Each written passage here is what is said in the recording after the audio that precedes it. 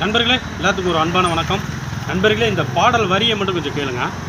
அடங்கா மனைவி அடிமை புருஷன் குடும்பத்துக்காகாது, ஐயா குடும்பத்துக்காகாது.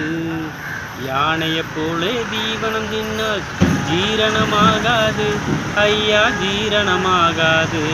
நண்பர்களே, இப்போ நான் சொல்ல பாடல் வரிகள், அதில் அர்த்தத்தை கேளுங்க. வாடகை சோபா 20 ரூபா, விலைக்கு வாங்கினா 30 ரூபா. இதில் ரெண்டில் எது வேணும்னு நீங்களே சூஸ் பண்ணிக்கோங்க. வரவு 8 செலவு 10 அதிகம் 2 கடைசியில் துந்தனா துந்தனா துந்தனா. நண்பர்களே, வரவுக்கு தக்கன செலவு பண்ண சொல்கிறாங்க.